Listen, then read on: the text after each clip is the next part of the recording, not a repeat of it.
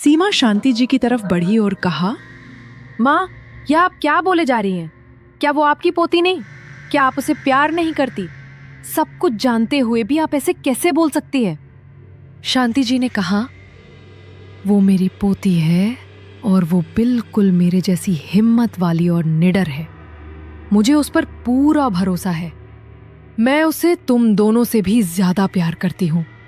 मैंने ये पहले भी कहा था कि मेरी माँ यानी कि कमला जी ने की हुई भविष्यवाणी कभी भी झूठ नहीं हो सकती। तुम दोनों से चाहे कितने भी दूर क्यों ना ले जाओ, पर उसकी नियति उसे कभी न कभी एक दिन अपनी तरफ खींच ही लेंगी। तुम दोनों के रोकने पर भी उसकी किस्मत नहीं बदल जाएगी।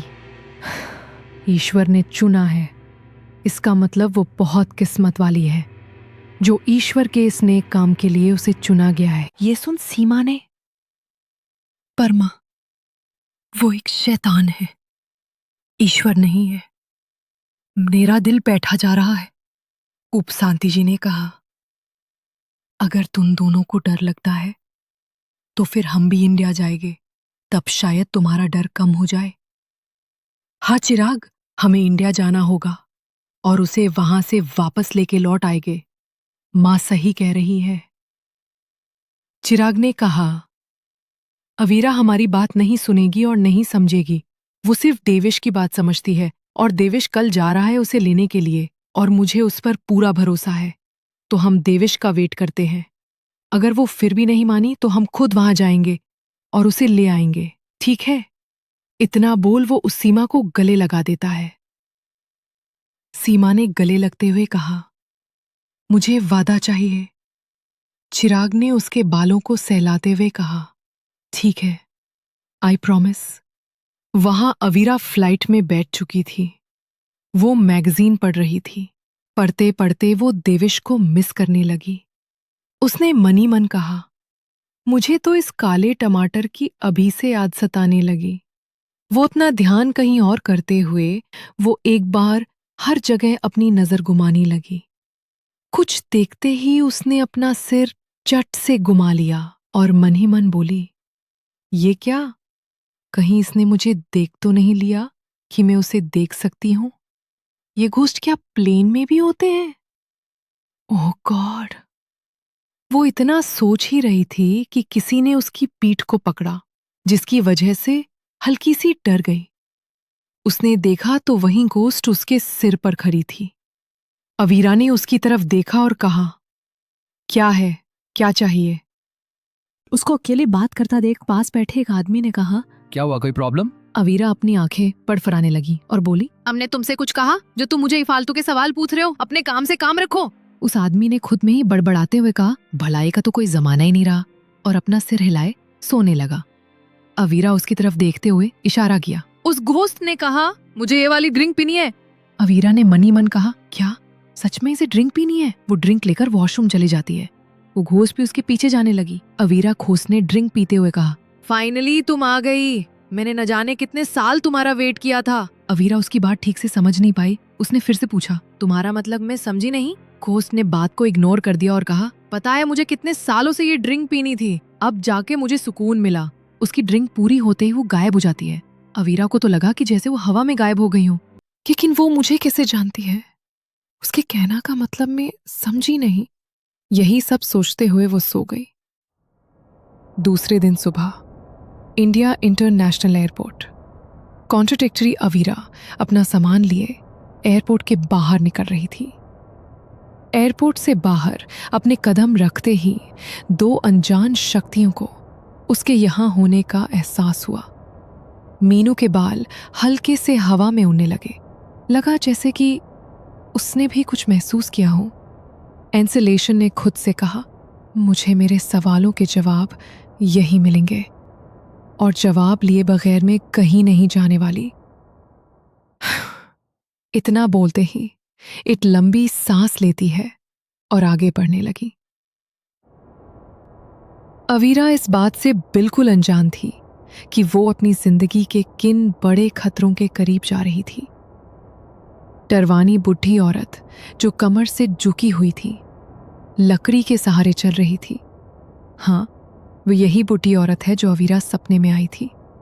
वो धीरे से चलते हुए किसके सामने जाती है और बोली, तुम्हारा इंतजार अब खत्म हुआ, वो आ चुकी है। तुम्हारी किस्मत ने यहां अपने कदम रख दिए हैं बच्चे। उसने अचानक ही अपने चेहरे पे गुस्सा लाते हुए कहा। वो उसे पाने की कोशिश करे, उसके पहले तुम उसे अपना बना डालो। क्या अवीरा अपने सवालों के जवाब ढूंढ पाएगी या फिर पड़ जाएगी अनजान मुसीबत में? कौन है जो उसे पाना चाहता है? जानने के लिए जुड़े रहिए द हिडन डेप्थ। अब आगे पैच अवीरा बाहर टैक्सी का वेट करने लगी थी। थोड़ी ही देर में उसके सामने एक टैक्सी आके रुक गई। ड्राइवर ने शीशे से सिर को निकालते हुए कहा, कहाँ जाना है मेम साहब? अवीरा उसकी तरफ देखते हुए बोली, प्रेनी गांव जाना है, लेकिन उससे पहले मुझे मनाली घुमाना है। क्या आप मुझे घुमा सकते हैं? ड्राइवर ने खुश होते हुए कहा, हाँ हाँ काहे नहीं। और बाहर निकलते हुए अवीरा का सामना पीछे डिक्की में रख दिया और अवीरा के लिए दरवाजा खोल दिया। अवीरा बैठ जाती है, ड्राइवर कार स्टार्ट करने लगा और गियर में डाले चल दिया। अचानक मौसम में बदलाव होने लगा था। काले बादलों ने पूरा आसमान घेर लिया था। बिजलियां कड़कने लगी थी, जिससे मौसम और भी भयानक और डरावना लगने लगा था। अवीरा मनी मन बोली, ये अचानक मौसम को क्या हो गया? विंडो डाउन करते हुए बाहर देखने लगी। रात के 9 बज चुके थे। ड्राइवर ने मिरर से पीछे देखते हुए कहा, मेम साहब, क्या मैं आपसे एक बात पूछ सकता हूं? मॉडरेटली अवीरा ने हाँ में सिर हिलाया। ड्राइवर आगे देखते हुए बोला, क्या आप चिराग रायचंद की बेटी तो नहीं है ना? अवीरा ने हैरानी से पूछा। हाँ, लेकिन आप मेरे डैड को कैसे जानते हैं? ड्राइवर स्माइल देते हुए, उन्हें कौन नहीं जानता, यहाँ सब उन्हें अच्छे से जानते हैं। वो इतने अच्छे और दयालु जो थे। मैंने आपको एक ही बार देखा था उनके साथ। आपके बाल और आंखें देख मैं समझ गया था कि आप शायद उन्हीं की बेटी होगी, इसलिए पूछ लिया। अवीरा ने हाँ में सिर हिलाया। हाँ वो तो है।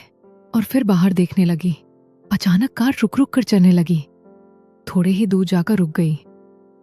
अवीरा ड्राइवर की तरफ देखते हुए बोली, क्या हुआ? ड्राइवर ने एक बार फिर शुरू करते हुए कहा, पता नहीं क्या हुआ है, लेकिन अभी पता लगा देते हैं। आप कार में ही आराम से बैठे, ठीक है? ड्राइवर कार से नीचे उतरकर कार का इंजन देखने लगा। उसको समझ आ गया कि क्या प्रॉब्लम हुई है। उसने अवीरा को कहा, सुनिए मेम साहब, बस यहाँ से 1 ही किलोमीटर दूर आपका गांव है। वहीं से मदद मांग के आता हूँ। आप यही बैठ के मेरा इंतजार कीजिएगा। कार से नीचे मत उतरना और खासकर किसी से भी मदद भी मत मांगना। मैं लाइट्स ऑफ कर देता हूँ ताकि किसी को कुछ पता ना चले।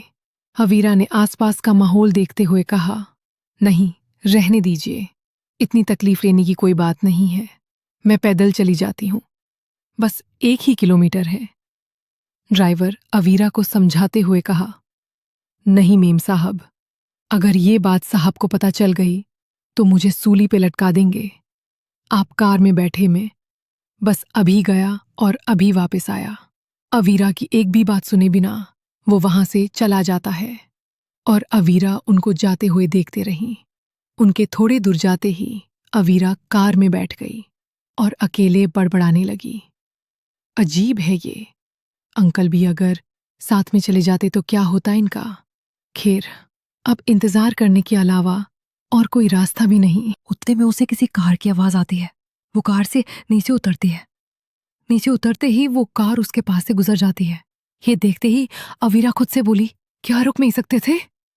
ये बोलते हुए वो दरवाजे को खोलती है, पर दूसरे ही पल देखती है कि वो जो कार चली गई थी वो रिवर्स में वापस उसकी तरफ आ रही थी। उस कार में 5 नौजवान लड़के बैठे हुए थे। पीछे बैठे हुए एक लड़के ने कहा, अरे देख, ये शायद वही लड़की है जिसका हम पीछा कर रहे थे। दूसरे ने, अरे हाँ यार, ये तो हमें सामने से बुला रही है। तीसरे ने, अरे क्या माल लग रही है। दूसरे ने, अरे माल नहीं, पूरी पटाखा लग रही है, पटाखा। अवीरा के बाल खुले थे जो कमर तक लहरा रहे थे। पैरों में वाइट सूज, हाथ में काले रुद्राक्ष का ब्रेसलेट, स्लीवलेस ब्लैक कलर का वन पीस फ्रॉक जो घुटन से थोड़ा ऊपर था। उन लोगों ने कार रोक दी। अवीरा के सामने कार आके रुक गई और कहा, कहो तो छोड़ दे। उन्हें खुद पर बुरी नजर डालते हुए देख अवीरा ने कहा, हाँ, क्या मैंने तुमसे मदद मांगी? ये सुन आगे की शीट वाला दिल पर हाथ रख देता है। क्या तीखी मिर्ची है यार, इसने तो मेरा दिल ही जीत लिया। और अपने होठ को बाइट करने लगा। अवीरा ने उसे ऐसे देख कहा, डिस्कस्टिंग, और अपने कार का दरवाजा खोलने लगी। पहला लड़का कार से तुरंत बाहर निकल उसके कार का दरवाजे पे हाथ रख देता है। अवीरा ने गुस्से में बोली, क्या बदतमीजी है? अवीरा उसे गुस्से में घूरने लगी। अवीरा को घूरता देख तीसरे ने पहले लड़के के कंधे पे हाथ डाले कहा, देख यार, ये तो गुस्से में भी कितनी हॉट लग रही है, मुझे तो अब ये चाहिए। और फिर सभी कार से बाहर निकलते हैं। सभी को बाहर निकालता देख अवीरा की धड़कन तेज होने लगी थी। वो आसपास नजर डालती है। काफी रात हो चुकी थी, जिस वजह से पूरा रास्ता सुनसान और डरावना लग रहा था। वहां सिर्फ 2 कार के लाइट्स के अलावा दूर दूर तक कोई रोशनी नहीं थी। रास्ते के दोनों तरफ घना जंगल था। ये देख अवीरा खुद से कहने लगी, ये मैं कहाँ फंस गई? देवेश अभी यहां होता तो। और वहां एक लड़का उसके करीब आने लगा था। अवीरा एक कदम पीछे लेते हुए बोली, मेरे पास मत आना। दूसरा लड़का उसे छूने को ही था कि अवीरा ने गोल घूमते हुए जोरों की लात मार दी और वो लड़का, अवीरा तुरंत वहां से भागने लगी। वो 5 लड़के खड़े हुए और कहा, बहुत दम में साली में, चलो पकड़ो उसे, बच के जानी नहीं चाहिए। वो देखो, वो जंगल की तरफ गई है, चलो पकड़ो। फिर सभी उसके पीछे भागने लगे। अवीरा काफी देर तक पीछे देखते हुए भागती रही, जिसकी वजह से अब उसकी सांसें फूलने लगी थी और थोड़ी थकान लेने के लिए पैड के पीछे छुप गई। वो सभी लड़के काफी तेज थे। अवीरा भी रुकी ही थी कि वो लड़के उसके आसपास पहुंच चुके थे, लेकिन उन्हें पता नहीं था कि वो कहाँ है। अवीरा ने मुंह को अपने हाथों से दबा दिया, जिससे उसकी सांसों की आवाज ना सुनाई दे, और धीरे से नीचे बैठ जाती है। एक लड़का बिल्कुल उसके पैड के पीछे खड़ा था। उसे अवीरा का हल्का सा फ्रॉक दिख गया था और वो इशारा करते हुए सबको धीरे से यहाँ आने के लिए बुलाता है। जैसे वो सामने दिखती है तो तुरंत डर के मारे नीचे गिर जाती है। उतने में तेजी से बारिश होने लगी। वो गिसते हुए अपने आप को पीछे करती है, लेकिन एक लड़का उसके पैरों को अपने पैर रख देता है और कुछ चलने लगता है। और का खानी मुंह, अब कहाँ भाग कर जाएगी? दर्द के मारे अवीरा के मुंह से चीख निकल जाती है। अवीरा हिम्मत कर अपने हाथों में मिट्टी भर लेती है और उसके सामने झुके हुए लड़के पे फेंक देती है। वो लड़का अपनी आंखें साफ करते हुए पीछे हटता है और इसी बात का फायदा उठाया अवीरा भागने लगती है, लेकिन भाग नहीं पाती। चौथा लड़का उसे कमर से पकड़ लेता है और करीब लाते हुए कहा, अब कहाँ जाएंगी? ज्यादा उछला मत करो वरना बहुत ज्यादा दर्द देंगे तुम्हें। अवीरा खुद को छुड़ाते हुए पेड़ के सहारे अपने एक पैर को पेड़ पर चढ़ते हुए गोल घुम जाती है और वापस उसे धक्का दे मारती है। वो लड़का जमीन पर गिर जाता है। फिर बाकी के 4 लड़के अवीरा को दबोच लेते हुए 2 लड़के उसको हाथ से पकड़ लेते हैं। चौथा लड़का उसके बालों को पीछे से पकड़ते हुए थप्पड़ दे मारता है और जबड़े को जोर से पकड़ते हुए कहा, अब तू देखती जा हम क्या करते हैं। चौथा लकड़ा उस लड़की को पकड़ लेता है और सबको इशारा करते हुए कहा, पहले मार मार के इसे कमजोर कर दो, फिर हम इसके मजे लेंगे। तीनों लड़के अपने पैंट के बेल्ट निकलते हैं। बेल्ट को देख अवीरा खुद को छुड़ाने की नाकाम कोशिश करने लगी। वो सभी एक साथ अवीरा को मारने ही जा रहे थे कि रुक गए। क्या हुआ, रुक क्यों गए? मारो। तीनों की आंखों में डर दिखाई देने लगा। लड़के ने कहा, क्या हुआ, रुक क्यों गए? मारो इससे। दूसरे लड़के ने कहा, वो, और अपने हाथ उसके पीछे करते हुए कहा, वो चौथे का सब्र अब टूट चुका था। वो गुस्से में बोला, क्या वो कर रहा है? और उसके हाथ का पीछा करते हुए उसने पीछे की ओर देखा। पीछे देखते ही उसकी पकड़ कमजोर होने लगी। उसके पैरों तलिए से जमीन खिसने लगी थी। क्या देख लिया उन सभी ने जो इतना ज्यादा डर गए थे? जानने के लिए जुड़े रहिए। To be continue. Comments like share जरूर करना दोस्तों। अगर पसंद आए तो रिव्यू भी देना। मिलते हैं अगले चैप्टर में, तब तक के लिए सिया। अपना ख्याल रखना।